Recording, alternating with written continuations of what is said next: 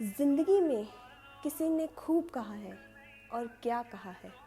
ज़िंदगी भर बहुत सारे दोस्त बनाना खास बात नहीं है, लेकिन ज़िंदगी में एक ही दोस्त से अच्छी दोस्ती पूरी ज़िंदगी निभाना सबसे खास बात है। आज मैं आपको एक छोटी सी कहानी सुनाती हूँ।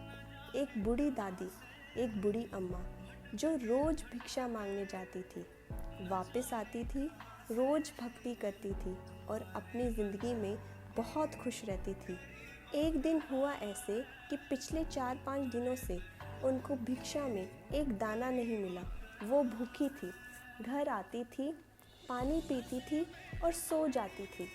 भगवान को याद करती थी और कहती थी कि देख लेना कल क्या करना है। अब छठे दिन उन्हें किसी ने 2 मुट्ठी चने दे दिए। शाम में जब वह वापस आई अपनी झोंपड़ी में, तो उन्होंने सोचा चने मैं अभी नहीं खाऊंगी, मैं कल सुबह उठकर भगवान को भोग लगाकर उसके बाद ही चने खाऊंगी। इतनी परम भक्त थी भगवान जी की। उन्होंने जो वो 2 मुट्ठी चने थे उसको पोटली में बांधा और झोंपड़ी में टांग दिया। उसके बाद आराम करने लगी। रात में उनकी झोंपड़ी में चोर घुस आए। चोरों ने समझा कि इस पोटली में गहने हैं, ये अम्मा कहीं से लेकर आई है। चोर ने वो पोटली उठा ली और वहाँ से वो भाग गया और भागते भागते वो एक ऋषि के आश्रम में पहुँचा। और वो आश्रम उन ऋषि का था जहाँ भगवान श्री कृष्ण और उनका परम मित्र सुदामा शिक्षा ग्रहण कर रहे थे। जब वो चोर ऋषि के आश्रम में पहुँचा तो गुरु माता को आवाज़ आई। वो बाहर निकली। चोर को समझ आया कि उनका पीछा कोई और भी कर रहा है। वह जल्दबाजी में वो पोटली वहीं छोड़कर भाग गया। अगली सुबह जब गुरु माता वहाँ साफ सफाई कर रही थी तो उनको वो पोटली मिल गई। उस तरह जब बूढ़ी अम्मा ने देखा कि जो चने मिले थे वो भी चोरी हो गए, तब माता जी को बहुत गुस्सा आया। तो उन्होंने श्राप दिया कि जो भी उस चने को खाएगा वो जीवन भर गरीब रहेगा।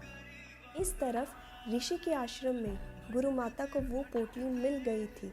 गुरु माता ने खोल कर देखा तो उसमें चने थे।